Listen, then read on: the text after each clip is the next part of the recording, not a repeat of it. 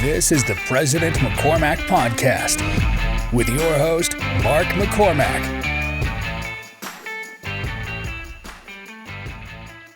Today on the podcast, we have Michelle Rains.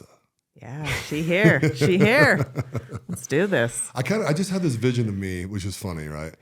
I wanted to do like the 1996 jazz music, right? Like the dun dun dun dun dun dun dun. Yes. It'd be so cool to do that, but I actually spoke about the Jazz. Do you remember when John Stockton hit that three-pointer and took the Jazz to the NBA playoffs? oh yeah. When the highlights came on, they played Tina Turner, You're Simply the Best. Tina Turner passed a couple days ago. yeah. And I played Simply the Best. And I'm like, does anyone remember this from when John Stockton hit that three? And everyone's like, no. That was a huge thing. Dude, so craziest thing about Tina Turner, right? Other than her passing away recently. So did you ever watch Schitt's Creek? Yeah. Okay, so you know when he sings the freaking Simply the Best on the guitar? Yes. I'm like loving it, dude. I'm like singing along. And so I download the music, right? I show it to my parents. I'm like, listen to this version of the song. And I play it for them. They're like, who is this? I'm like, it's Tina Turner. You literally have the record. And they're like, I don't hear it. Oh my gosh. Let me play the chorus again for you. Like, what the hell? And they're like, I don't get it. This is your era. Yeah. I'm like, okay, never mind. I like Forget this though. I like that so much I learned it on the guitar. That's amazing. So That's amazing. I like Tina. She was She fun. was good. Yeah. Yeah. Bad marriage. Legit. Oh, really? Oh, you didn't know that? No. Stop. No. That's like what she's known for. Oh. So Ike and Tina, right? I guess he used to beat her up all the time or something like that. I don't really know all the, not to get down like 5 seconds into the podcast. But I guess he used to beat her. Then she got free of him. And then I think there's songs about it. I don't know. I'm going to now look into it. I'm assuming Simply the Best is not about Ike, but Probably not. I would say probably not. but yeah, she got in the 80s. 83. Right? 83. 83. Yeah. Were you a big fan? Apparently not that I don't know her story. I mean, I just really liked the music, but it's because that Simply the Best played in the highlights of John Stockton, and I was jazz obsessed. I still am. But I like that. How do you think our team's doing? how do I think they're doing? I mean, we're definitely in rebuild status, which I think is great. I think it's fun. We got the right guy. Yeah. Oh yeah. I for sure feel that. So yeah, we're fanatics. Are you guys? Yeah. That's fun. So I've always told people that the Jazz are the worst girlfriend in the world. Right? Oh, hands down. Hands down. It's a little bit like an abusive relationship though, where you keep going back. Oh, Right? Yeah. Like Tyler will say, we're never watching the Jazz again until next season. I'm like, I know. Yeah, exactly. Yeah, I'm going to go to my dad's house and stay there for a couple months in the offseason. Yes, totally. Yep. They apologize every year. They pick a player or two up, and it's like, okay, baby, I get it. You're right. Yes, I'm back in. It was my fault. Yeah. Fully, it was way more about me. Oh, dude, I love that. Yeah. Dude, I never liked Donovan Mitchell. And here's the thing. I'm not saying he's a bad player by any stretch. He's a B+ player. He's not a superstar. And in our league, you have to get a superstar. You just have to. Yes, absolutely. And we got the picks now to do it. We do. I'll tell you what we did is we absolutely, I don't know the best word to use. I always normally say rape, but it's a little hard these days. But the Minnesota trade for Gobert. Oh. Oops. Oh. Oopsie. We came out on that one on top. Yes, we did. Yikes. Yeah. Yeah. Dude. Yeah, Tyler was like, peace, dude. Oh, yeah. You out. Well, yeah. What are we doing? Playing with a center? Guy can't even score. No. I mean, great defender. Who cares? Outscored these boys. We've seen Golden State do this before, right? We have. So. Yep. Now, do you know that I do NBA floors? Yes, I know that because Tyler told me that. Okay. Yes. Yeah.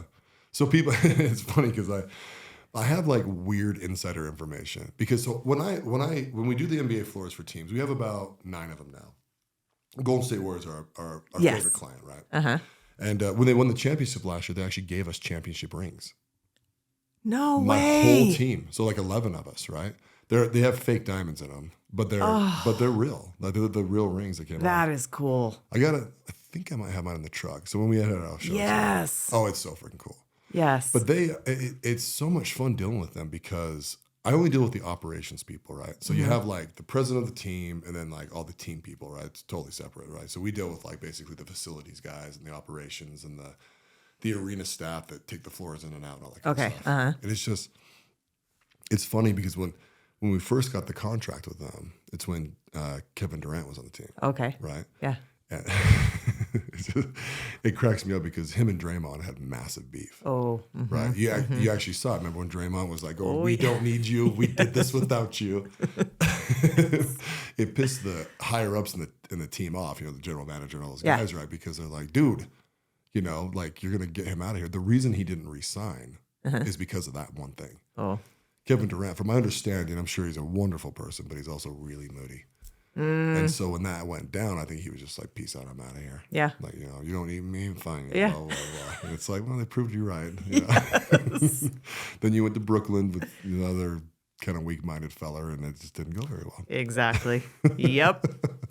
Oh, Kevin Durant. I have a $1,000 bet, I think, with one of my employees that LeBron James will get a championship before Kyrie Irving. Really? And I bet on LeBron James. Huh? Yeah. So it's looking good. It's looking good for a push. I don't think either of them will win another one. Yeah. Yeah. Yeah. Last year was a year I was like, come on, LeBron. Uh-huh. Yeah. And then this year it's like, I don't know, dude. That freaking team's dysfunctional as hell. They Anthony are. Davis can't freaking put 2 games back to back together to save his life, and Yeah. whatever. Yeah.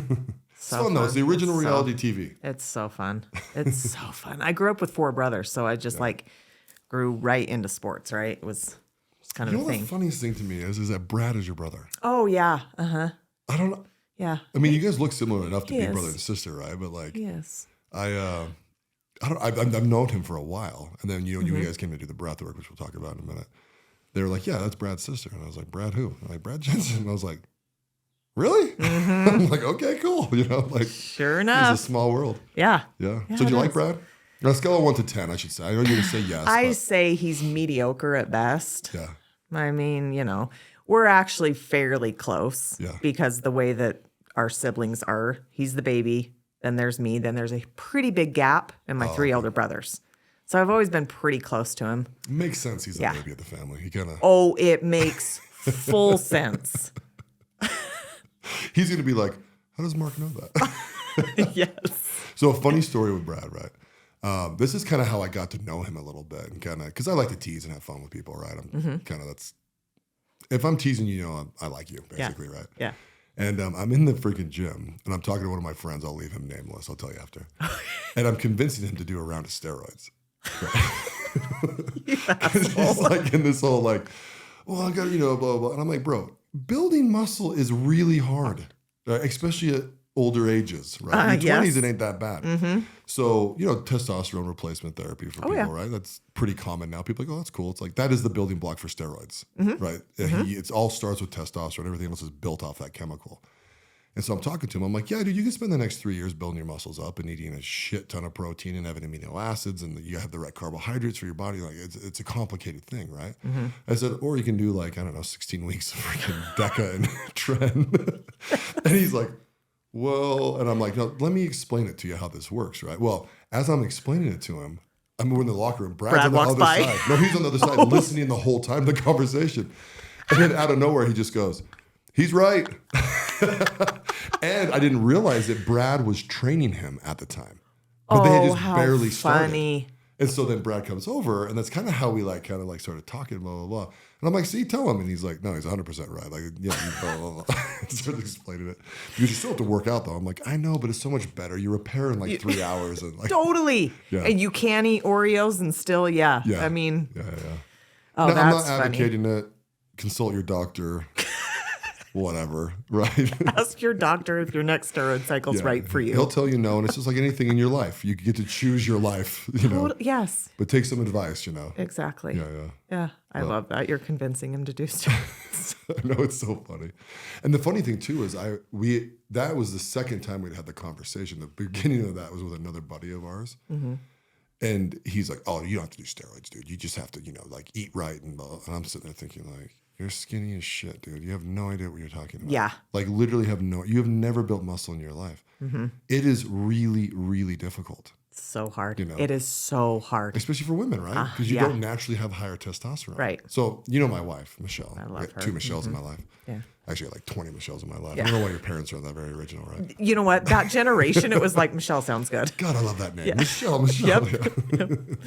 And so, but my wife did bodybuilding competitions, right? Oh, yes, For a that's long right. time. Not only did she do them, she won them. Like, she was freaking dope. She's amazing. She's like right? the most pint-sized, adorable human being. Just look up Michelle McCormack NPC and you can see all of her winning. Like, she's all over the freaking Google. It's funny. She's just itty bitty.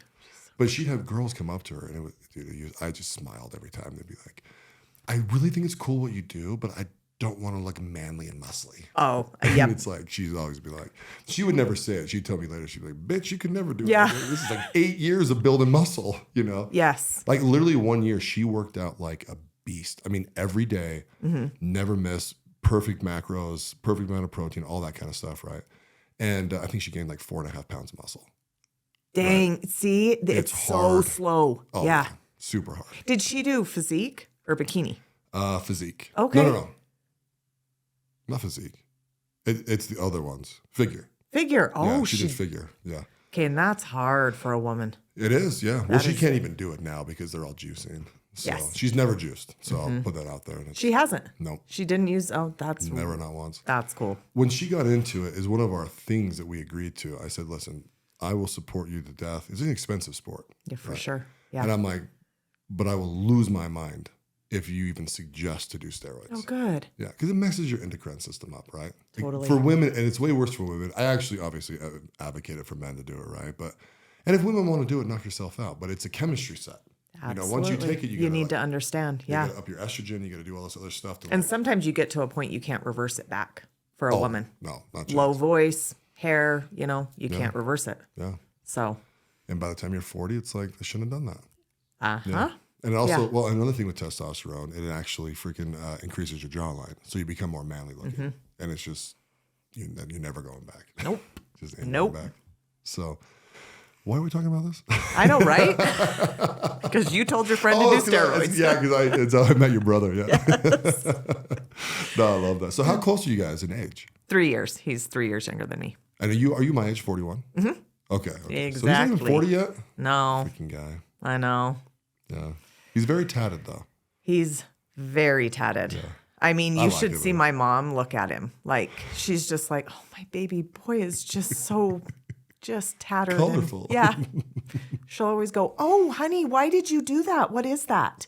Oh, really? Yeah, she's, yeah. Oh, mom. The funny part is he's got a big one on the side of his neck. And actually on our podcast, one of the listeners asked, what is the tattoo on the side of Brad's neck? So Brad goes, Michelle, what is it? And I'm looking about this distance from him and I go, a fish? Like, I couldn't tell. He's all, it's not a fish, it's a flower. I'm like, are you even sure? He's like, well, shit, now I'm not sure what it is. What'd you do? Just tattoo artist? Put something on my neck. Yeah. How mad were you that day? Yeah, exactly. The funniest thing too, so all the babies and family, so like my little sister and people, my wife's little brother, I love teasing them, right? Because then they're like, oh yeah, talking to my mom, and my mom this, it's like, oh, was she making you lasagna and putting your napkin on your plate? Exactly. Yep. It's like, oh, my mom's a tyrant. It's like, oh my hell, dude. I grew up if I was 1 minute late from a curfew because I'm the oldest, right? I get freaking blasted for a week. By the time it gets, to the fifth in the family, she's just like, oh, just glad he's safe. Yeah. Boy. Oh, you're dealing with a girl? That's cool. Yeah, that's great. I can't even bring one in the freaking kitchen. What do you? Yeah. Dude, life is really funny. Dude, by the way, I didn't know you had a podcast. What the freak? Oh, yeah. Well, yeah, we started it in like 2018 and just kind of became this How many episodes have you done? 400 and, I don't know, 80 something. I think we're almost at 5. What? Yeah. Yeah. Well, I'm gonna So go I'm like on and it review every Tuesday. It's me and him. And then Wait, Fridays. you and Brad? Uh-huh. Yeah. Oh, no, I'm furious. Yeah. I had no idea. Really? Why have I not known that? I don't know. I feel like there's plenty of people that don't know, but yeah. So we've done it for Well, four I'm and a sure half you years. posted on social media and stuff, right? Probably. I don't post a ton about it. I don't know why. But he'll do guest episodes every Friday. So Oh, okay. it's cool. Yeah. What's it about? It started out totally fitness based. And then as we kind of grew and evolved, it's become like the 4 legs of fitness, which is our mental, emotional, spiritual, and physical. Yeah. So we'll kind of try to touch on each. So I really bring in the emotional and spiritual part with breath work. Yeah. And then he talks about, I feel like the boring stuff, the macro splits, the workout splits, You're all, how do we lose fat? Yeah, exactly. I'm like, yeah. oh, I love that, dude. That's cool. Okay, Yeah. cool. I'm gonna freaking go listen to it. Yeah. So who do you guys have on as guests?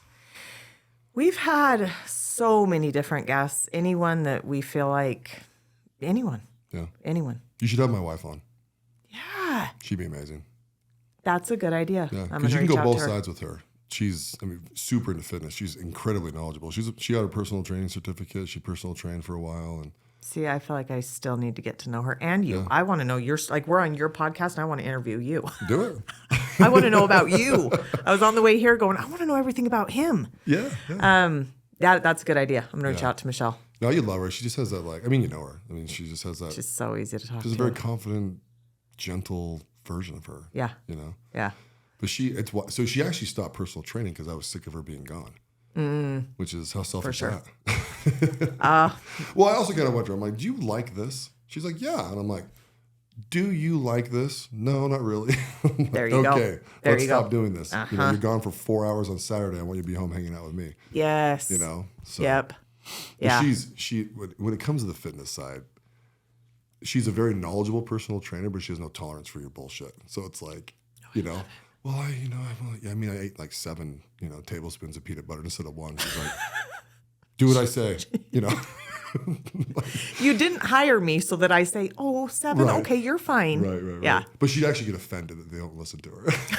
I'm like, babe, She's the best. this is like the problem with fitness. That's why I don't have abs because I eat too much. You know Yeah, what I mean? that's exactly. So Yep, you've that's got to me too. get on the level with people so you can help them incrementally get there. Finding that empathy, of like, okay, but also holding them accountable. That's why they've hired you. Oh yeah. Well, and she's a machine. When her personal trainer told her to do something, boom. Really? Oh hell! I took her on a vacation one time when she was show prepping. Not a vacation; it was a business trip, but we were together, right? Oh hell! I had to go to like 2:00. We had to do a workout. We're like pulling over on the side of the street. I'm like, what? We're an hour away from Denver, and she's like, nope. Right now, this is the perfect time. And I'm like, okay. Oh, she is a machine. Oh, a machine. Who was her coach through? Justin Dees. Cool. Okay. Yeah. Nice. Do you guys know him? Yeah. Yeah, he's cool. Yeah. So yeah, she was really good friends with Heather. They're divorced now, but Are they? oh yeah, you didn't know Okay. that? No. Oh yeah. I definitely followed the D's up till, I don't know. It's been a while, but Yeah. So more so Heather. Oh, okay, cool. Yeah. So yeah, we're still we're actually really good friends with both of them.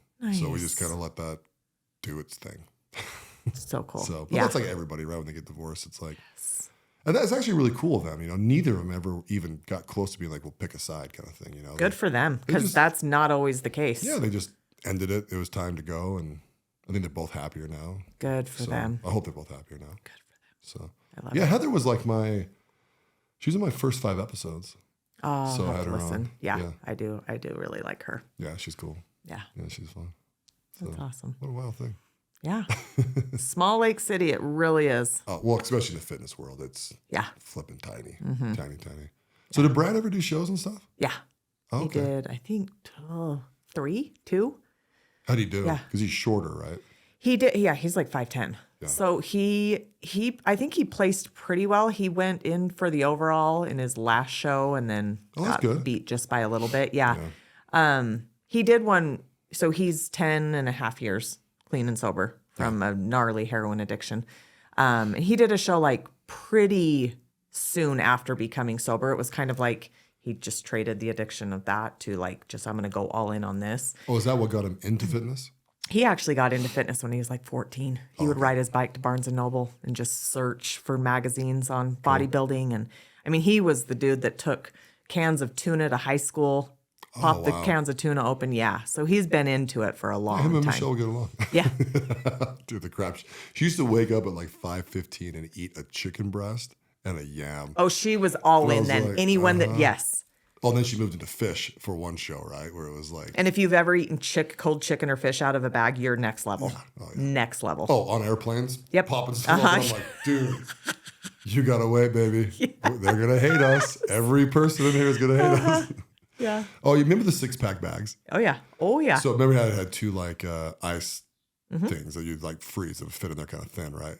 So on our way out to Chicago for one of her national shows, like she had her food in there, right? And when we went home, those bags had melted down, obviously, right? Oh, they took them. And I they bet. took them, and she was so irate. And I was just, at that point, I was like, it doesn't matter. This shit costs like $10,000 this weekend. Like, whatever, I'll buy you a new one. Like, freaking, how much was that tan? What? Don't tell me. Yeah. Don't tell me. I need to go down to the bar. I'll see you on stage. Enjoy. I will God, those buy things. new freezer packs, honey. Oh, yeah. My gosh. I mean, she's like fighting with TSA. I'm like, these are the ones that arrest us. Would you like to go in the back room and get patted down? I don't think so. Comply. Yep. Yep. Oh, too funny. Oh, it's funny. So have you been to bodybuilding shows then? Mm-hmm. Did you ever compete? No. Oh, okay. Nope. I've had a pretty disordered relationship with my body and food for most of my life. Oh, have you? So, yeah. It's kind of what breathwork connected me back to my body in a really safe, cool way that I'd never been. Well, tell us. Yeah. Yeah, so growing up, like I said, I had all brothers, right? And so I was, developed really young. And it was like the boys in my family were like, oh, what's wrong with Michelle? What's going on? So really, really young, I tell people this, I kind of disconnected from my body. And I think this is a common theme. And I would love to talk to Michelle about this now and her perspective of just younger and younger, you're starting to diet, right? This word diet's coming. And a lot of times it comes based off of like your mom's on a diet, right? And so then you start doing whatever your mom's doing. And really, long story short, I just really started to disconnect from my body because I never liked the way it looked. And one of the things was I just developed really young. Like I didn't look like my friends. Like you went through puberty early. Puberty early, then I got my height early. Like it was just everything about me was kind of big early. And I just never was like the petite girl. And I always tell people this story, and it's, like I was always called the leftover friend. And like it was like we'd be out. And it's like all my friends were like gorgeous and small and little. And, they would all pair up with guys. And then I was the leftover friend. So whatever was like leftover. And if there was a dude left over, right, then we're so. A Chad or a Tim or an Andy or something, right? Absolutely. It was always the Tim, actually. Tim. Or a Tyler. Or a Tyler. He's like, what? Tim went to high school prom with Tim Sanford. Oh, that's right. Yeah. Yeah. I always throw those names out just to tease people. It's so great. Tim, Tyler. Yeah. So anyway, in my 20s, like I tell people, if you were to be able to ruin your intuition or your soul, definitely I did that in my 20s. Like I just really went kind of off the rails and was very promiscuous. I'd ended up getting pregnant when I was 23, which honestly, it's not that young, but not in the most ideal situation.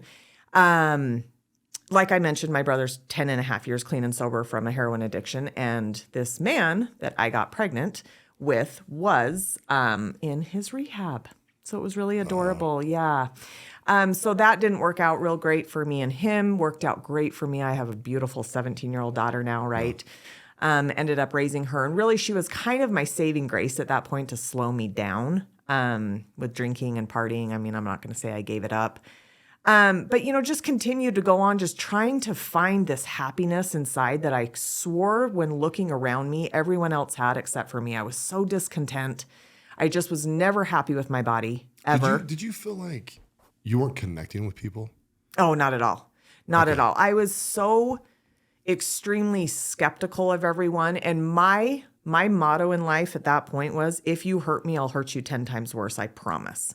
Like it was almost this like scare tactic. And I really I was not a very nice person. Like I tell people I was pretty shitty. Like I was pretty shitty. And you had a guest it's a beautiful story of forgiveness, Brett Wright, that was on of just, I was a shitty human. And like, if I was told like, don't like this person for this reason, I was like, done. Like, I'm not going to even try to see how I feel about this person. I was a very disconnected, skeptical, low vibrating human. Like I was, and I just really didn't know that life got much better. So rewind a little bit. I ended up marrying my husband in 2010. And I'm going to give you a brief synopsis of him of using drugs, being in jail multiple times, in and out, ends up in a rehab. Again, I meet a guy in rehab. So hot. And my brother's rehab. Just fairy tale, right? Fairy tale. And he and I ended up, we were hanging out at best. He'll say we were dating. I'm like, you did not date me. You did not date me. I was simply picking you up from your sober living house. It was, adorable. And anyway, I was bartending and waitressing at the time. I ended up meeting a guy that lived in Arizona. He was here skiing, and I ended up moving to Arizona, and lasted 26 days from June 6th to about June 28th, June 30th. Yeah. I moved to Arizona, and that didn't work. It was I had totally misread the situation. I had missed a bunch of, things that I should have picked up on. And anyway, I came back, and about 6 months after, I married Tyler. And it was very, very much I married Tyler because I could fix him. I loved fixing people. Oh, okay. Like I loved. So you got married 6 months after you came back from Arizona. Mm-hmm. Gotcha. Yeah, 2010. Married Tyler. He was about 9 or 10 months sober at that time. But I loved a project. Like I loved, give me someone that I can kind of fix, and give me someone who I am better than, because then that feels really good to me because I already hate myself. Yeah. And so our marriage really, like when we think back to it, like we didn't tell the story of how we met or how our marriage came about until a couple of years ago. We were too ashamed of it. We just, how did you meet? We were connected through mutual friends. We just didn't feel good about the story. And we started to talk about like where we are today is people will look at Tyler and I, and I'm not saying we have it perfect, but they'll look at us and never think that we had 10 years of tumultuous marriage. Yeah. Tyler's my person. Like he's my person. He's my everything. He's my soulmate for sure. 4 years ago, I couldn't have said that. So we ended up getting married, and I just feel like we really like, it's like people will talk about like getting married on this like solid foundation. Like you want to talk about not a solid foundation. It was this, right? Yeah. And so for 10 years, we got really good at what separation looked like. Like it was like we would do it probably once a year. Just separate, and then we'd go, you know what, it's easier just to get back together, because at this time, I had my daughter. So Tyler came in to marrying me to being a dad right away.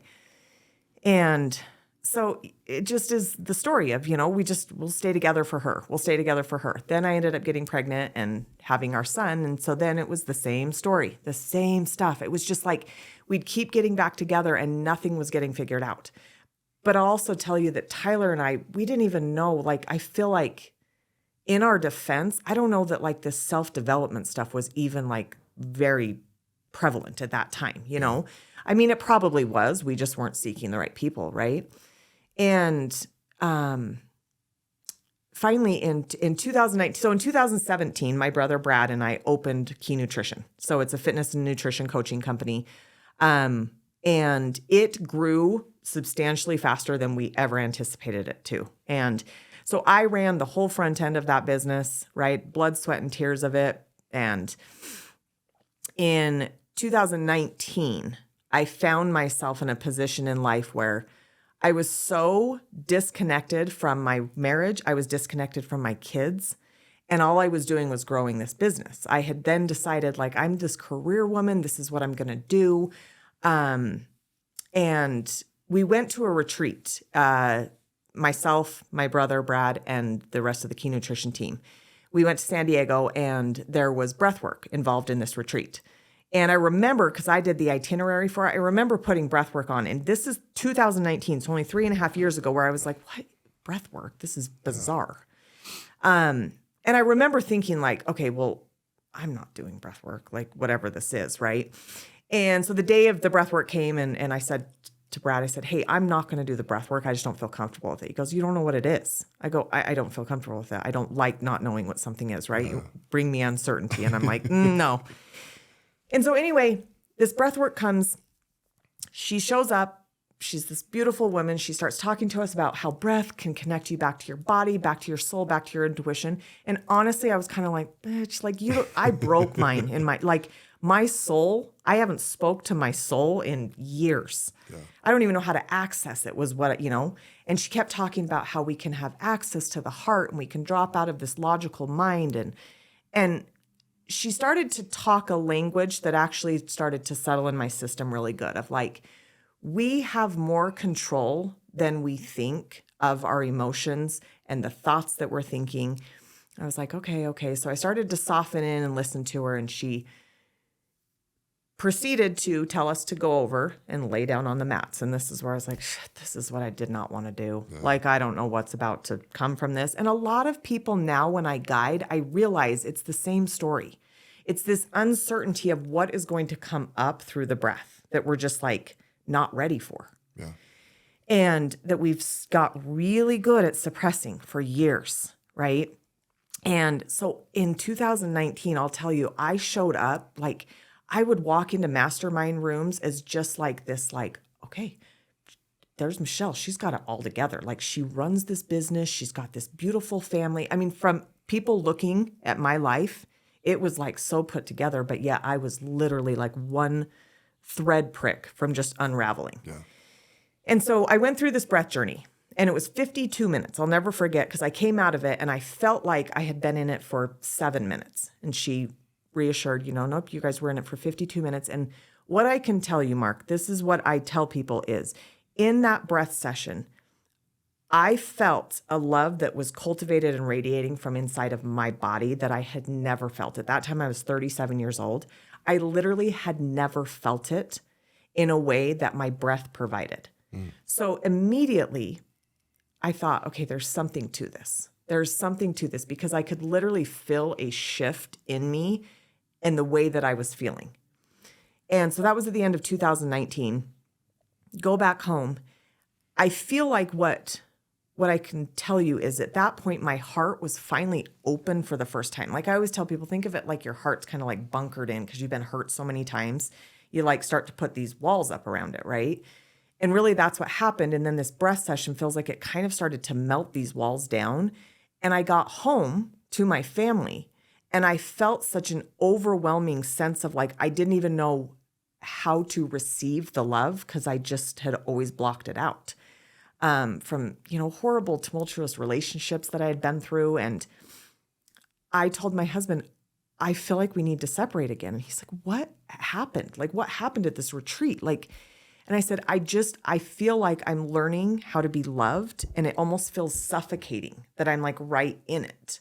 And so I almost like need some space to start to like figure this out. And he's like, Michelle, I'm done separating. We've separated X amount of times. Like, at this point, we just need to divorce and figure our lives out. Like, and that scared me. I was like, I don't think I'm ready for that. But I also like, how do I start to learn how to receive this love? Weirdest thing, right? That people are like, wouldn't you just be like, oh, thank God I finally found this. But again, it's the uncertainty of now I know how to feel love. And this feels overwhelming to my system.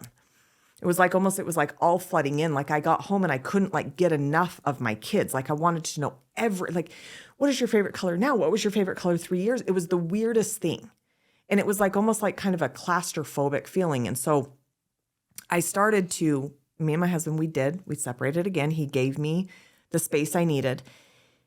And that one was only about 3 months. But what happened in the 3 months was we started to date each other again. Like we started to actually like start to go on dates and start to like, we almost like started over in this weird way in a very short, compact time. But since then, since March of 2020, which, I mean, the world went to hell in a handbag, right? Yeah, but me and Tyler's life like started then. It's really crazy. We look back, and my job at Key Nutrition as the COO of my brother's company, it dissolved because he switched and pivoted the model because of COVID. I mean, everything was so unsure, right? Yeah.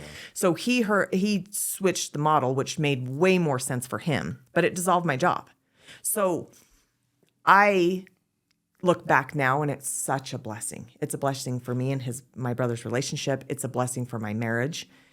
And the whole year of 2020, what I'll tell you is I just sought breath work out in every shape and form. Everything was done virtually.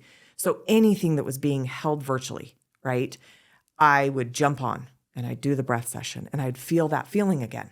And I was like, okay. So then I got really unhealthy, addicted to breath work because I was like, this is when I feel the best. Yeah. Right? So I kept doing it. I was never integrating is what now I see. But at the time, I didn't even know integration was a thing. Yeah. I just thought you kept doing the thing that made you feel good. Right. Right. So in 2021, I realized, okay, there's this thing called integration. At the time, I still didn't realize the name, but I thought, okay, I got to sit with what comes up in breath work. And at the same time, there was starting a certification, and I was hearing about this certification that was starting in April, and you can become a world-renowned breathwork facilitator, and I was just like, I like the sound of that. And then they said the price. And back in 2021, as recent ago as that, this price, $6,000. Okay, I feel like it's very subjective when you say a price, but $6,000 was outrageous for Tyler and I at the time. Yeah. Tyler was working a job that we felt like was this dead-end job. He really had gotten as high as he could. It was shift work. It was awful. He was abused by the higher-ups. It was an awful. But I went to him and I said, I need $6,000.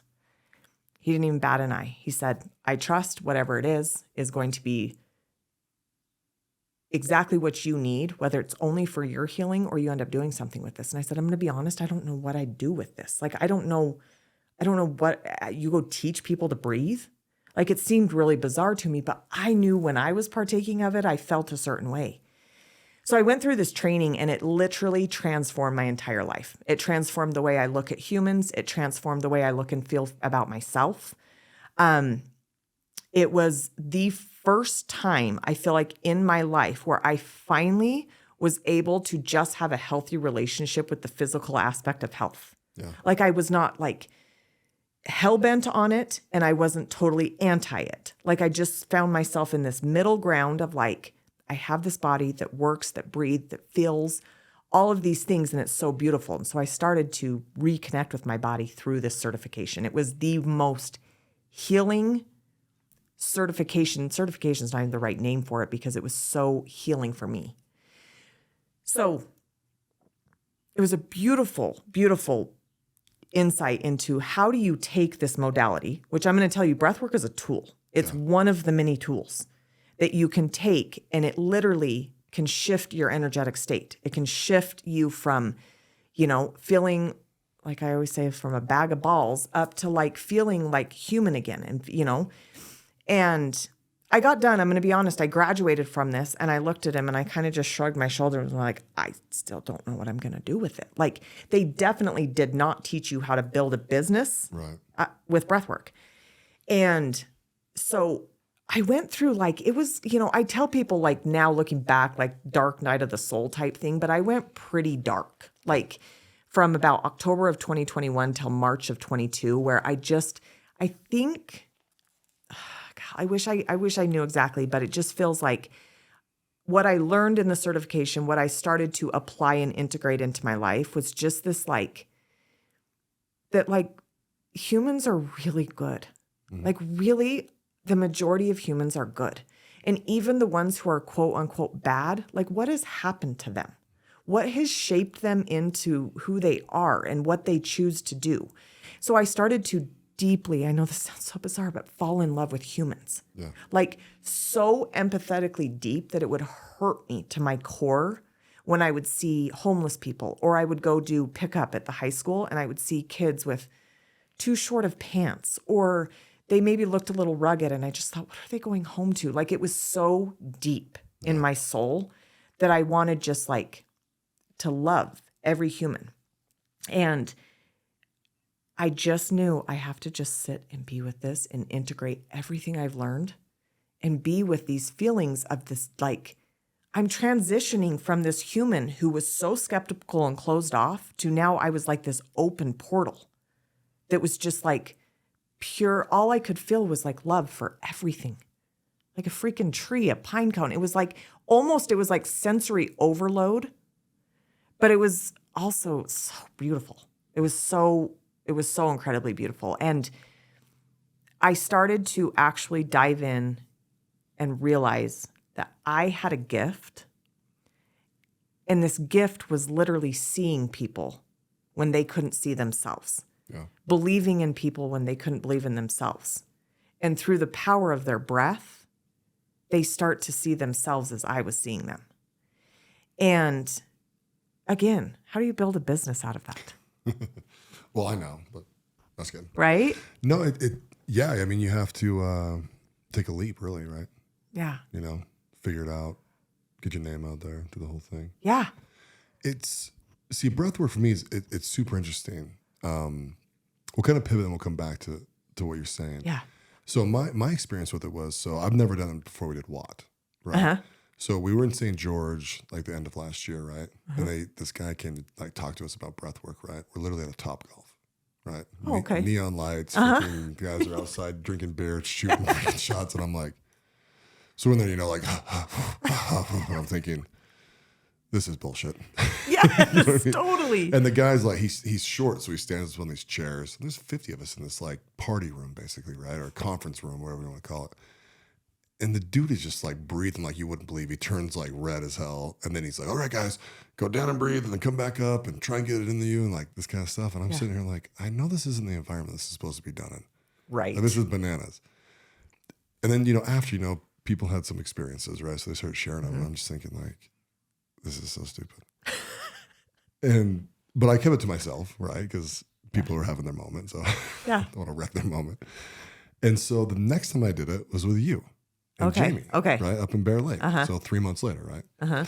And I remember sitting there thinking, I'm like, okay, cool. I'm going to go 100% of this, right? Because people had talked about it and, you know, my wife had done it. Did you do the one up at the girls thing? Okay, yeah. So she had done it. Well, she kind of had the same thing. She just hyperventilated for 30 minutes. You know, I didn't really feel anything. I was like, okay.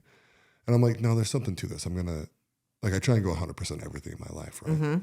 And you were there, obviously. So in this room, to kind of tell the listeners, we had like 50 freaking 5 of us. We were like, Packed everyone's touching ball, and which is normally fine. I mean, I don't care. I don't care if people touch me. You know, lay on me if you want. And like, dude, we start going, and I'm like actually really excited, right? Start breathing, dude, doing the whole thing. And I started feeling, it's a little bit of a high is how I kind of explain it, right? And really what you're doing is you're oxygenating your blood. And the dude next to me just starts banging me, right? Yeah. It's like boom, boom, hitting stuff off me, going this thing. And I just kind of barely started to like kind of meditate into like thinking of my daughter. And it was kind of beautiful. And then dude, all of a sudden, dude, bam, just out of it, right? Yep. Like what, 8 minutes into the thing. And I remember sitting up and I looked at him and I was like, you mother. And I was just like, then I looked at him and he was just like going through something. And I thought, you need this more than me. There'll be another round of this sometime. You know what I mean? And if you remember, right, I just sat there in the middle of the room for like another 50 minutes, however the hell long it was. Yep. And I was trying not to look at people. I didn't want to disturb anybody or anything like that. And it was, did you come up and hold my hands or was that Jamie? I did. Okay, it was you. Yeah. Right. Yeah. And just looked at you and Yeah, it was like super nice, right? And intimate at some level. And it was like, oh, this is cool. Like I can feel the touch in this, right? There's like a human connection with it, which is pretty much the only thing I really got out of it. So thank you for that. Yeah. But then I was like watching people, but I was kind of like head down, kind of almost feeling people more than watching them, right? I'm like, oh, that's weird. This guy's kind of doing this and he's breathing hard and, you know, he's crying his eyes out and he's laughing or enjoying himself. He's peaceful. And I just remember sitting there, it was like kind of a lot, you know, kind of going on in that thing. And then people started kind of sharing. And then it was funny too, because I remember when I sat up and I was like, oh, these freaking 2 chicks are going to think I'm a dick. You know what I mean? Like, oh, the big guy can't handle it or he doesn't believe or, you know what I mean? So I just kind of like sat there and I was like, oh, it'll be interesting to see what these girls think. Yeah. But so I want to ask you, like, when you saw me in there, not that, you know, it's all about me or anything. I have 55 dudes you got to take care of. But like, what did you think? So you and one of the other brothers, I don't know if you remember, across from you, the room was sitting up too. Yeah. And what I see in that, when I first started guiding breath, that would have been like I'm not good enough. This dude doesn't want to breathe. Oh. However, at that point, I had done enough journeys. I had guided enough journeys that when you sat up, first of all, that room was packed. Yeah. Like you guys were like foot to foot, head to head, butt to butt. Like it was. I had 5 people touching me. Packed. Yeah. I mean, to the point, like I always tell people, like, I think Jimmy has a depth perception problem when it comes to telling me the space is plenty big. Right. So that was tough. But when you sat up, what I can tell you is your demeanor, and I feel like today I can read energy pretty well. At first, I thought he's definitely irritated. Yeah. He's a bigger dude. There's so many people in here. And that was a very viscerally loud session, if you remember. Lots of processing. I mean, and at first I thought, shit, like I wanted every guy to have such a good experience when I left here. But the truth is 55 dudes, chances are there's going to be some that just don't have an experience in that one journey, right? So when you sat up at first, I was like, oh no. And then there was something about your demeanor, and it's exactly what you're talking about, that you didn't want to look around, but I could just feel you. And that's when I held your hands. I could feel you were holding space for your brothers with us. And I was like, this is exactly what they need. I didn't know who you were at the time. Yeah. I had no clue. But then all of a sudden, oh, that's President McCormick. That's, like just, and telling me like, no, he's like a big space holder in this group, like people telling me. And I was like, that's what I felt, was that those men needed you to sit up and hold that space, just like the brother across from you that just sat up and just witnessed. He said, I needed to witness the pain that's happening because I don't have deep pain like that right now in my life. But I need to not be ignorant to the fact that some people have deep-rooted pain. And my brother's right here around me. So that's what I got from it, that it was this beautiful thing of you holding space with us. Yeah. Because for 55 men, that's a lot of space to hold, especially for the very large processing that was happening in that room. Yeah. And it was such a blessing. Like, I feel like the universe, the divine God, whatever you want to call it, delivers exactly what we need when we needed it. And I needed your energy in that exact moment in that way. And so it was such a gift, right? Of course, it's like, damn, I want everyone to be able to have like this journey, this beautiful thing. But I also had faith knowing that you would have more to come, that you would be able to get what you need, maybe in a different session, right? Maybe in a different journey. And so Bear Lake holding space for those WAP men it fundamentally changed me. I'll never forget it. I mean, it gave me a run for my money. Yeah. I'll tell you that, as a guide. And men go all in with breath. Like before you can even tell them to start to journey with the breath, they'll start breathing, and they will start breathing heavy, right? And Jamie and I, so she's, my counterpart to me of breath and holding the space, we have fallen deeply in love with men. And it sounds so weird, but like in the most platonic way. Like I can lay there on the floor and hold a man platonically with my husband in the room, like through breath. Breath is this interconnectedness that connects us all. Last night, I guided a journey, and what I felt in that room, and I can go back to Bear Lake, is the breath can offer us this most pure forgiveness that doesn't have to be spoken about. We don't have to talk about how you wronged me, how I was wronged you, what happened. Literally, you can connect through the breath, through the pureness of your soul, and there's a forgiveness, there's an acceptance, there's a compassion that comes through in the breath. Yeah. Do you guys, so I've done 2 breath sessions after that. I'll tell you more about that in a minute. Because we shared some heavy stuff after that, if you remember. Yeah. Is that common, or was that a cool experience for you guys? That was really cool. That was, far more shares, and the vulnerability that group of men was willing to share was incredible. I think that's what changed me, is just hearing so many of the different experiences, so many of like in the breath. Right? Your close friend Matt shared a really cool one, right? I mean, he has I think he has a stallion in his house now from, a stag. From, what he saw in breathwork. And and that story was amazing for me, right? Because he had a vision that he was being buried. Yep. And he had to pull himself out of it. He was burying himself. Yeah. And he literally saw his wife, his 2 kids, and then me. Yes. And I was like, yep.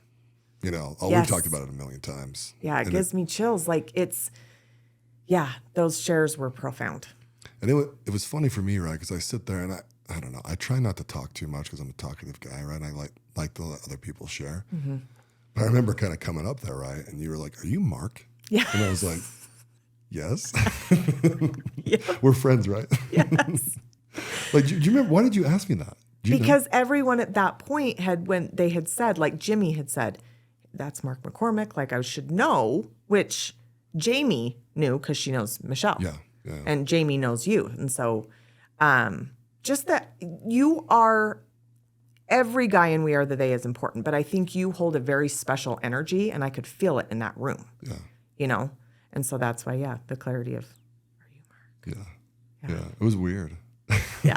It was cool, actually. I say weird for everything. It's like me saying love, right? Yeah.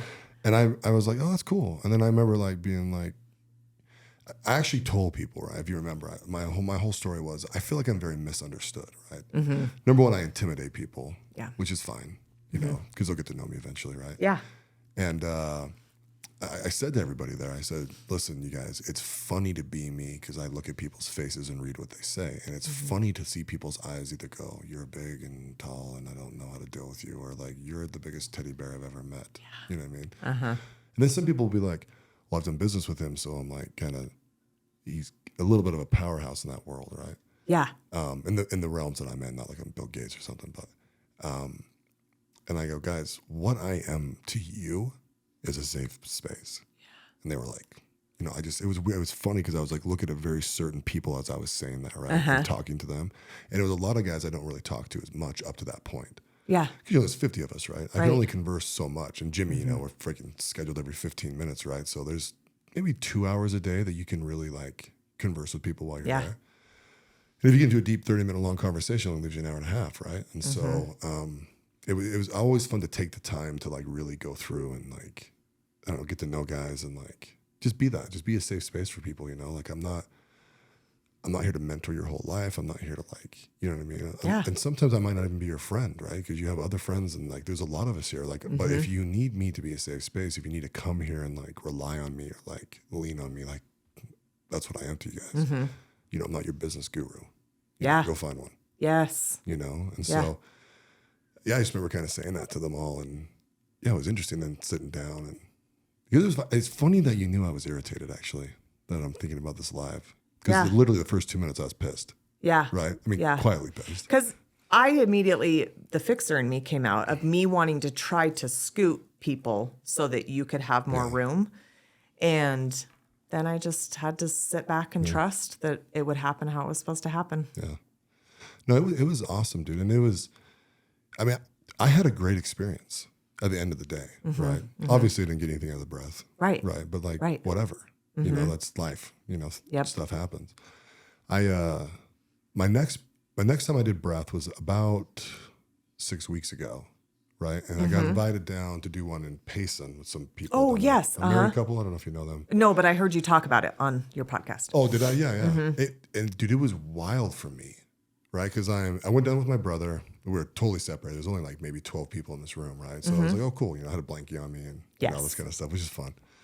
And so I get into it, right? And I'm like, oh, and I started feeling my blood getting oxygenated, right? Yeah. I'm just like, oh, cool. Oh, I'm starting to feel a high. And then, dude, I felt the need to be touched so freaking bad. It was crazy. I was like, because I touch people a lot, hug people all the time. You know, I mean, my kids, my wife, I've got all sorts of friends. And like, I remember just being like, dude, come freaking just like touch my arm or something, you know? Yeah. And the girl came over and like basically like went from like, you know, my traps and kind of went up the back of my head. And it was like a flamethrower went through my body. And I was like, oh, this is like borderline overwhelming. Yeah. You know, but I'm like, but I asked for it. So I'm like kind of sitting there. I'm like, oh, this is amazing. This is freaking wild. And then my brother and I actually almost held hands. She actually put our hands close to each other, but I didn't want to disturb him. So I didn't actually reach out for him. But if I would have went like that, I would have hit his hand, you know? And she felt the need to put our hands together. And then John Hammond was there, and the same thing happened on that side. So they actually lined our hands up. Okay. And I didn't realize that. I just felt them kind of move me. I thought they were just kind of opening me to whatever, the universe, whatever, right? Just whatever's going to happen. And it was so cool. And then, you know, we shared a little bit after. It was a short integration, you know. And then we did one at the last Ludus up in Heber. Yes. With 2 other people. And that one was wild. So and the one down in Payson, you know, they let you scream. Did we do the scream with you guys? We did not scream. Okay. So when the scream part came, I'm like, I don't need a scream. So everyone else was doing it, so I just sat there quietly and just enjoyed whatever's going on. Because I think it's a good thing to teach people. It's like, this is for you. So, and just do what you want to do during this, right? So up in Heber, I got like 20 minutes in and I don't know, I just felt like screaming. So I just screamed. Okay. Right. And then Okay. like 3 guys next to me start screaming. And it kind of like started this little bit of a chain reaction in there. And I never got a chance to talk to these girls. I talked to them for like the 10 seconds, after the thing. And I was like, oh, I screamed early, and it kind of like set this thing off, And then they like had us scream, because it's like part of their process, right? Yes. And then that part I didn't scream because I already got it out. Yes. And I was like, oh, this is kind of cool, but I destroyed my voice, which is stupid. You go hard in the paint. Oh, I did. But it's weird. It's a weird feeling to actually kind of just like, you say scream, but you're really just like, I don't know, pulling something out of you and just like pushing it out of your body, Yep. And I didn't feel like a release or like there wasn't like a trauma I was kind of like releasing, and that happens to people all the time, which is awesome. But I was just like, I just want to kind of try this, and just boom, but it was actually still freeing. Yes. It's almost like freeing energy, just almost prove that you can do it. Oh, yeah. Just like boom, screaming. And so, Yeah. it's a wild thing. So after that, we shared a little bit too, and I had shared something earlier that day that was really heavy for people. In fact, Jimmy, he's like, that's the first time I've seen you be vulnerable, and I'm like, it's actually not, but That's actually false. but okay. I'm like, yeah. And so I felt the need to clarify that, right? So I stood up to speak after like 5 or 6 people. Well, it's a mother wound thing that I shared. Okay. Right? And that started a chain reaction during this breath work. And even Jimmy said something about something happened in his life, not to divulge people's private stuff, and then a lot of guys got up and started talking about their moms and like, and it's a very interesting thing because guys really protect their moms, right? Yeah. Unless their mom is terrible, and I'm not saying mine is or anything, But it's but true, stretch they do. imagination. Unless their mom is like a drug addict, terrible, hurt them some way, like they will protect their mom They do. to no end, right? And it kind of allowed this moment for people to like just talk about it. And so I get up and I kind of explain my thing and kind of got into a little bit deeper. And so then I went downstairs because everyone kind of done, right? And one of these girls came downstairs and she goes, hey, do you mind if I do energy work on you? And I was like, sure. Like now or like later? Like, do you want to come to my house? Like, I didn't know what she meant, right? Yeah. Do I pay for this? Yeah. I'll pay you, whatever. Totally. And she's on, we can do it right here. And I was like, okay, there's like a couple of guys in there. And my voice was shot. And the thing that pissed me off about that, by the way, is I knew I was going to scream, so I warmed it up a little bit. I was like, I'm going to let one out here, so no need to break it, And I'm like, anyways, guys, like, holy shit. My voice is busted for like a week, Wow. And and the next day they had us screaming at this POW crap, right? So it was just worse and worse and worse. I was like, whatever. I earned this, I guess. So she comes in and does energy work on me. Well, she didn't even touch me or anything. She was just kind of like talking to the universe, asking it to like heal me, and like she did this thing with her hands or whatever. Yeah, when you were doing that, yeah. Yeah, I was like, that's cool, And, Yeah. I thanked her, gave her a hug, and then, she went on her merry way. I even know her name. So she's lovely, though. If you ever listen to this, thank you. That's amazing. Yeah. It's incredible. And that's the thing that I think that people, we're these energetic beings, and we constantly have energy running through us, around us, or around people, especially in retreat settings like that, right? You're around tons of different energies. And what you were talking about when you were saying, breathwork is such a individual experience, right? So it's like, I will tell people so often, I can get up here and talk ad nauseum about it and tell you about my experience and tell you about the, thousands of people that I've guided, but it's your experience. And the sovereignty is what you were talking about, where if you need to scream, scream. And you're exactly right that it's not this like blood curdling. It's almost like a kernel from your soul type thing that just needs to like move and shift out of you. And sometimes that comes from you haven't spoken your truth somewhere and your body remembers that, right? And so sometimes that scream feels good. So I've been in settings too where so the breath work, I learned the transformational and healing, they actually don't ever cue you to scream. They just tell you to scream if you ever need to. If it ever gets to that point, to just let an exhale come out in the sound of a scream, right? So I never cue them to actually scream because of that sovereignty. If you aren't at a place where you feel in your journey that you need to scream, it could totally disrupt your journey. Yeah. And, I've been in breathwork settings like that where he has actually like warmed us up to on the count of 3 scream. And I'm like, I'm not there. Like, that's not where my process is right now. So I really give people the sovereignty to do that. However, the Bear Lake one, there was so many different experiences happening, and one of which was physical for this one young guy. Well, he's maybe not young. I'm old, but he seemed young. That was very, very physical that I was having to stay with him and work on because his hands locked up really bad. Like the worst I've ever dealt with, which I didn't ever feel nervous, but I definitely had to like be with him a lot. And so it took away from me being able to keep cueing you guys. But at that time, there were so many people in their different processes, screaming, crying, laughing, sitting up, observing the room, hyperventilating. I mean, it's just, there's so many different things that happen during breast session. But I think what people will see on like social media, at least this is my experience, is you see and you're like, what the hell's wrong with them? Like, it's this cathartic, like body arching, screaming, crying, where people go, why would I want to do that? Why would I want to do that? Yeah. But I tell people all the time, the dis-ease in our body, dis-ease that we just suppress and we keep just shoving down and putting on the everything's okay mask and we keep going on, it eventually leads to disease in the body. What if we can just let it go through the energy of our own breath, the energy of our own body, right? And it's not always fun. Like I tell people when they come to a breath session, like we're not doing some kumbaya shit. Yeah. Like we're not just going to lay here and feel really good. It's going to be really gnarly for a minute. My hope is that whatever they are able to work through in the 45 minutes of breathing, that on the other side, there's just a little relief.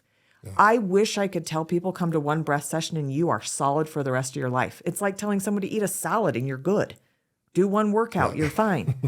It's not like that. So it's just this ever like doing the breath journey, feeling what you need to feel. And guess what? There's plenty of people who come into the rooms I guide that are like, tonight is about relaxation. Yeah. And I need to take the breath to where I am feeling it in my body, but I'm also relaxed. And I'm like, great, I honor that. There's one guy that shows up every Thursday, and it's because it's the 1 hour of his week where he says, I just don't have my wife nagging me, and I get to just lay here and just breathe. Yeah. Like I get to just pay attention to my breath. Yeah. I'll tell you up in Heber, the last one we did, there's two cool things that happened. So going on what you said, I actually got about 35 minutes into it. We did it for an hour. Mm-hmm. So I kind of screamed a little bit and then and I just thought, I'm done. And I thought they just pulled it down and just relaxed and just breathed normal, just like deep in and out, just relax. And I was like, this is enough. This is what I needed tonight. This is exactly where I'm at. And I so when the guys were screaming and some were crying, and a lot of guys actually started laughing. It was kind of fun. Uh-huh. And I was just listening to them and just observing, and not unlike what happened to me when we did it together. Yeah. And I was like, this is cool, And then whatever. But when this breath work started, it was funny. So when we did it with you guys, we got in sync pretty quick, but then it kind of went out of tad too because people started going through things, right? Yep. We went for 15 straight minutes like a piston. Like, no one was off. Not one person. It was heavy. It was deep. And the girls actually after were like, I've never, ever had that so in sync. That's solid, yeah. And it was like, yeah, that was. Because you could hear it. I mean, it's loud. That's the thing that's funny, right? It's kind of like, I don't know, bees humming or something, It's just like boom, boom, shh. Especially us, right? Because we're like, we're going hard to paint tonight, guys. Yep. And I remember thinking like, oh, this is really, really cool. And it was actually pretty after that, right? Because it was so intense at the starting and the come up was so fast that I was like, yeah, I'll scream. So like, 20, 30 minutes in, I scream. 35 minutes into it, I'm done. And then I'm into my nap or whatever. Yes. Not really a nap, but, just relaxing. Just the relaxation, of what you've worked through. And that's a lot of times what I'll tell people is let's not forget too, in this whole journey of life, this whole healing journey, self-development journey, let's not forget to rest and pause and really appreciate where we have like done healing, where we have totally evolved, up-leveled, whatever you want to call it. Like, let's not forget to have those moments where we get to celebrate the shit out of ourselves. Yeah. So it doesn't always have to look like healing the next thing or finding the next thing to heal, right? Or grasping at traumas. Yes. I hate that shit. Me too. Well, I'm like the other journeys that we've talked about before, right? People do that. They just eat, they just sit in their shit the whole time. And I'm like, guys, that is like step 1, 2, and 3. We need to get to step like 400. Yes. Like, let's roll. Yep. You don't need to be in this. Acknowledge it, kill it. Acknowledge it, and kill it. Another thing people always, I feel like this goes for fitness. This goes for so many things. People think it has to be really hard.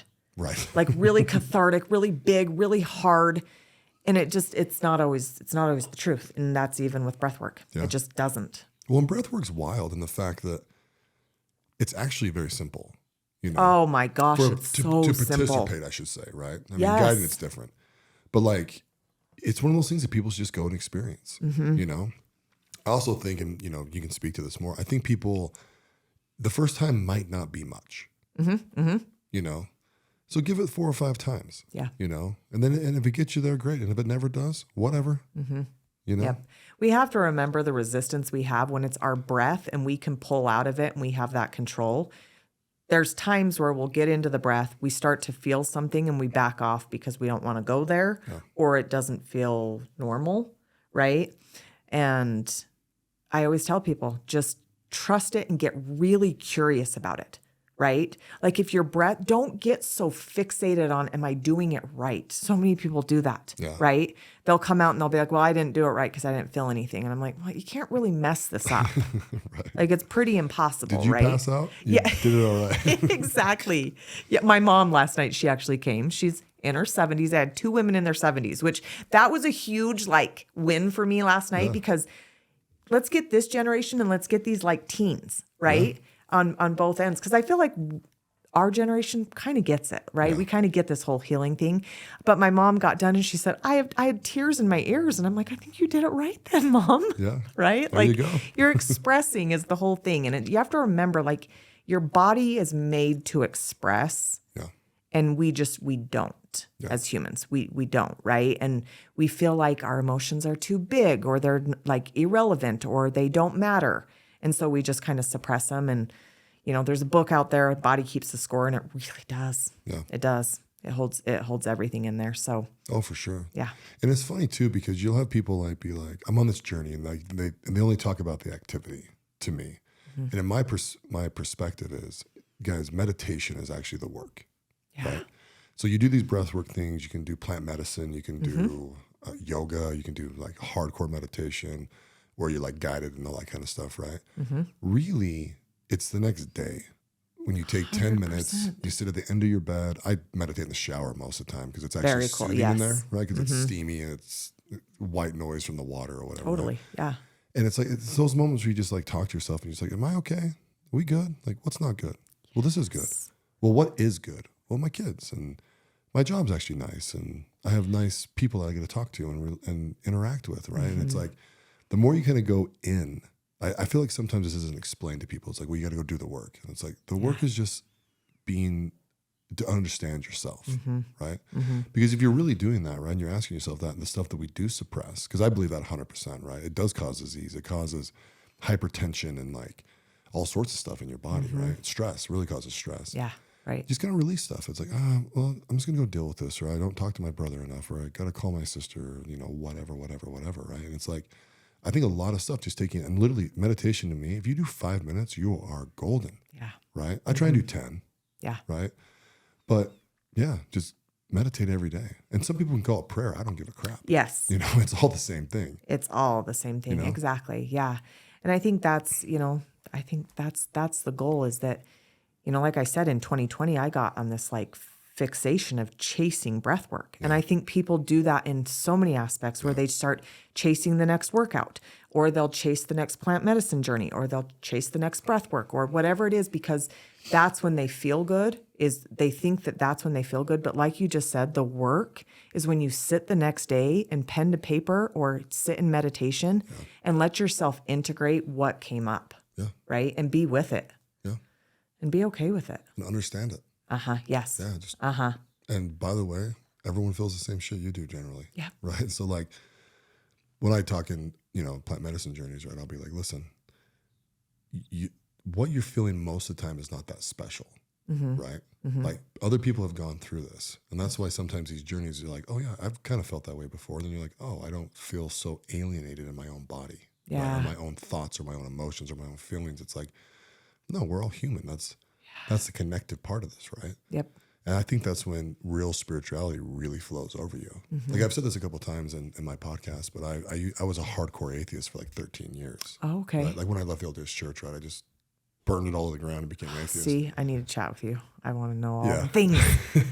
Let's do it. But I've, over a couple of these meditative states and journeys and stuff like that, I've just been like, I'm going to explore spirituality. I'm going to be okay with being disappointed again. You know what I mean? Or maybe I won't be disappointed and this is awesome.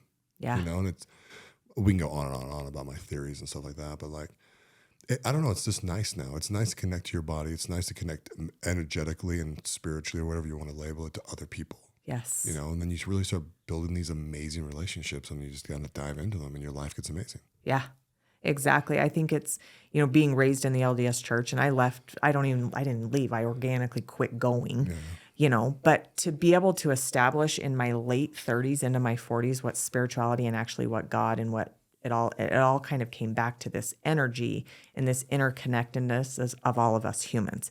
And we really are just like, I tell people all the time, like we're mirrors for each other and we're all just like walking each other home. Like, can we just remember that? Yeah. Right. And it's that connected nature that I feel. And it all started through my breath. And what I want to say is because that connected me back to me. Yeah. Right? Instead of trying to externally constantly get this validation and this body that I thought equivalated to happiness, right?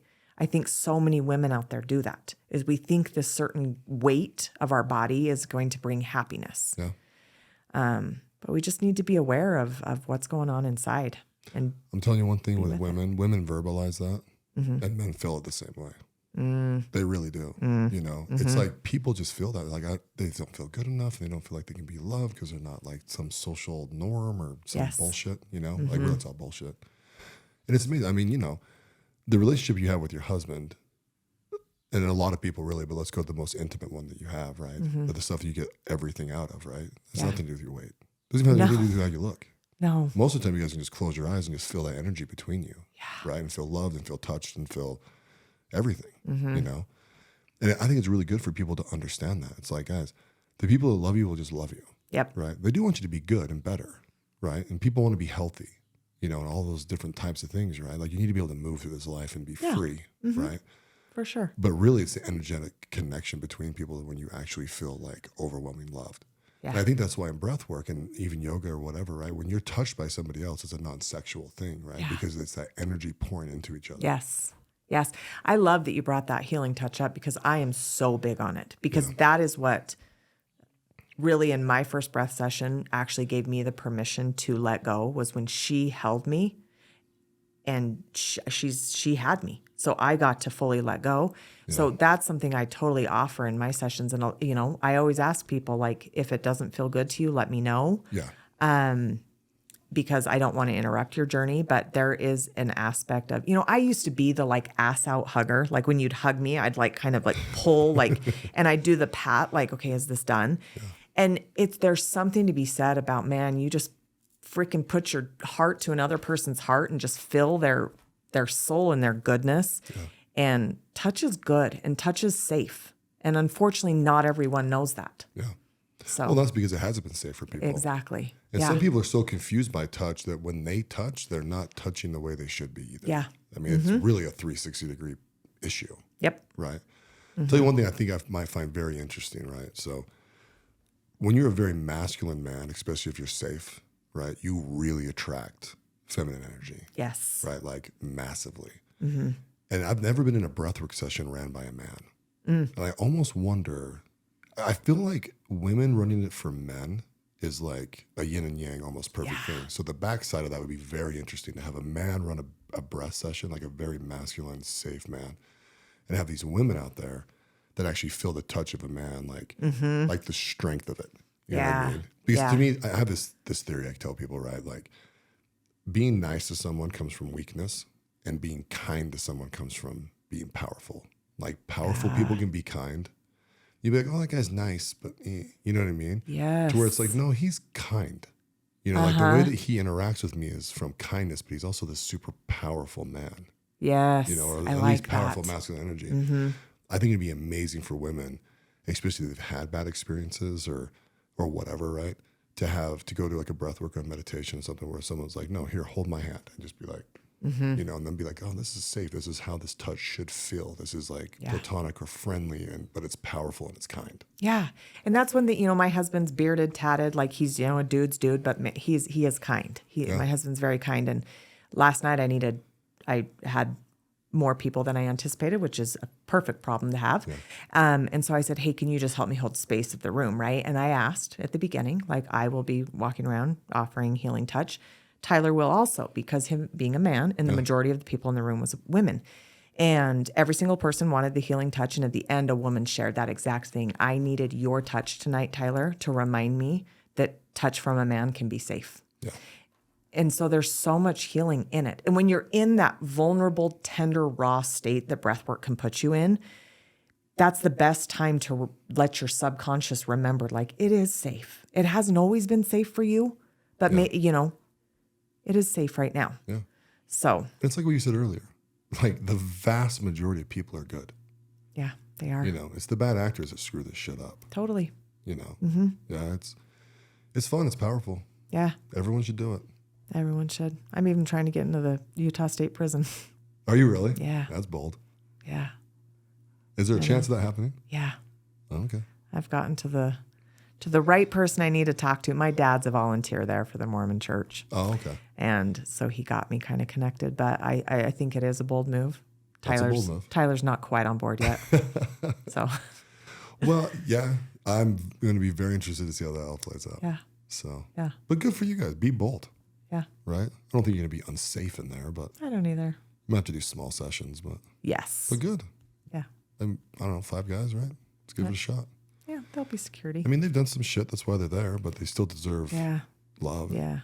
Yeah, my mentor guided in California in a state prison said that a man walked up to her and said, I just don't feel like I would be in this position if I had found my heart the way I felt it, during breath. And so you just don't know. You don't know. Well, I mean, speaking out loud a little bit, I mean, if we really want to rehabilitate people. Yeah. If that's the mentally goal. And spiritually, it might be a good thing to hit on the way up. Yeah. Agreed. Well, best of luck with that. Thanks. So, hey, at the end of this podcast, I ask everyone for their best 2 minutes of advice. Best 2 minutes of advice. This has hit home for me lately. I want you to remember that on your deathbed, people are not going to remember that you were maybe 20 pounds overweight. They're going to remember the impact that you left on their life. And so I just really, really encourage people, whether it's clients I work with, people that come into my rooms, of just how can you impact someone, right? How can you edify and uplift someone? That's one of my goals right now, is to edify and uplift 3 people every single day. And guess how easy that is through technology? You pop a text, pop a DM to someone, and just remember that when you edify and uplift someone, that person is going to go out into the world and make a ripple effect, right? They're going to edify and uplift someone. So maybe you've only touched 1 person that day. Maybe you've touched 3 people, but you've got to think of how it ripples out. When I guide breath and I have 6 people show up, my ego says, you're not enough. But then when one guy in there has a profound experience that he leaves and then he goes home and shows up different for his wife or his kids, it's a ripple effect. People aren't going to care about the 20 pounds that were on your body when you die. They're going to care about the impact and the legacy that you left. So just remember that. Yeah, love it. Yeah. Perfect advice. Yeah. All right. Hey, thanks for coming on. Thanks so much, Mark. I appreciate it. Thanks for listening to the President McCormack Podcast, brought to you by McCormack Foundation, Saxton Fund, ADP Lemco, and Professional Floor Systems. Make sure you subscribe to the podcast and keep up with Mark on Instagram @President McCormack.